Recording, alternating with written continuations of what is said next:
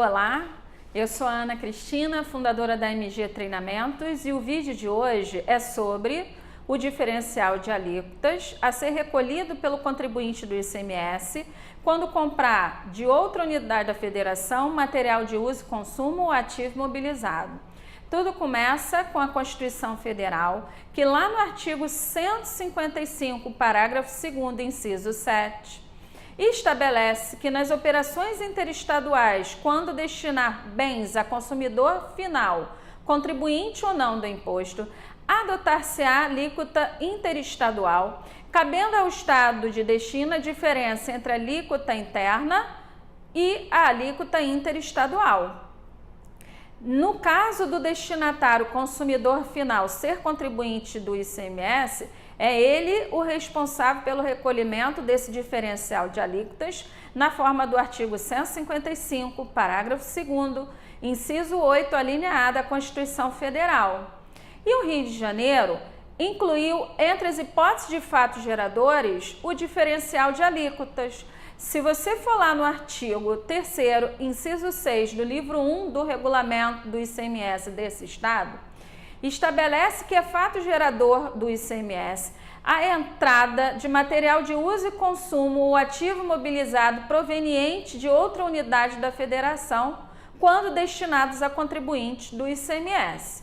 E lá no artigo 4º, inciso 6º do livro 1 do regulamento do ICMS, estabelece que a base de cálculo será o valor da operação de entrada, devendo ser aplicado sobre esse valor a diferença entre a alíquota interna do estado de destino e a alíquota interestadual. Então, a seguir, eu vou demonstrar um exemplo. O fornecedor está localizado em São Paulo e está vendendo um maquinário do seu estoque no valor de 20 mil e aplicando a alíquota de 12%, sendo devido ao estado de origem, no caso São Paulo, o valor de R$ 2.400.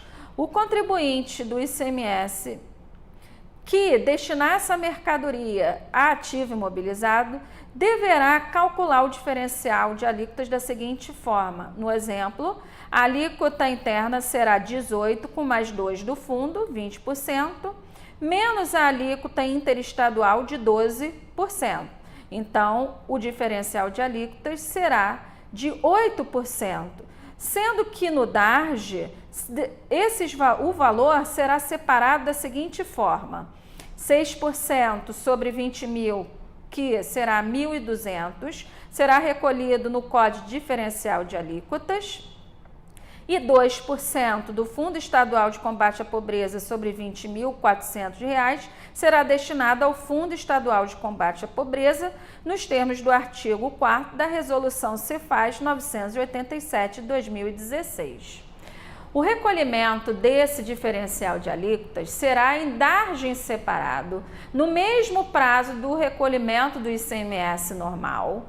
Exemplo, dia 10 do mês seguinte à entrada desse bem, do ativo mobilizado, conforme exemplo anterior, e mesmo havendo saldo credor no período, será devido o diferencial de alíquotas.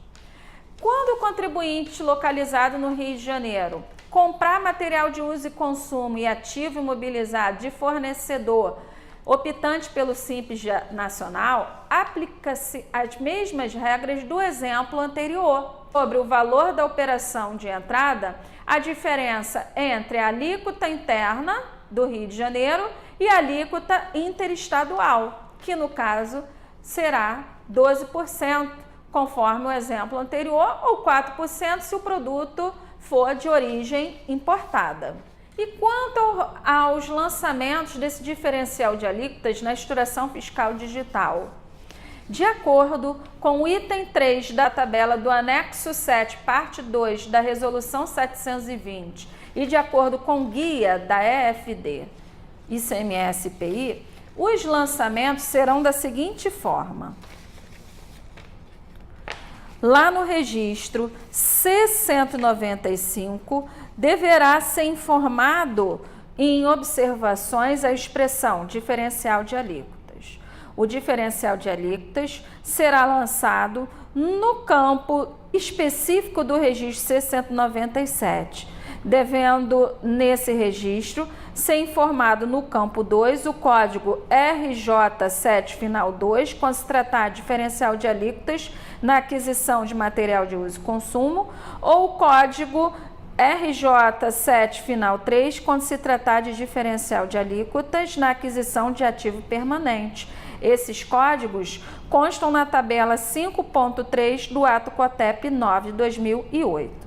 Nesse mesmo registro C197, terá que ser lançado o Fundo Estadual de Combate à Pobreza. Então, deverá abrir um outro registro C197, onde deverá ser informado o Fundo Estadual de Combate à Pobreza desse diferencial de alíquotas, com código RJ7 final 6.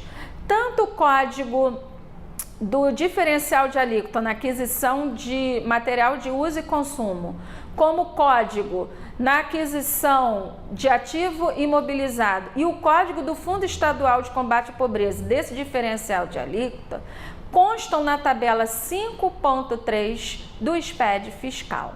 Então, essas foram as dicas sobre o diferencial de alíquota. Se gostou do vídeo, curtam, compartilhem, comentem se vocês estão gostando desses vídeos que eu estou colocando no Face da MG Treinamentos e também no nosso canal do YouTube. Um link se você quiser se inscrever nos nossos informativos e estar recebendo esses conteúdos com dicas tributárias, ou também você pode se inscrever através do nosso canal no YouTube, que é o MG Treinamentos. Até o próximo vídeo.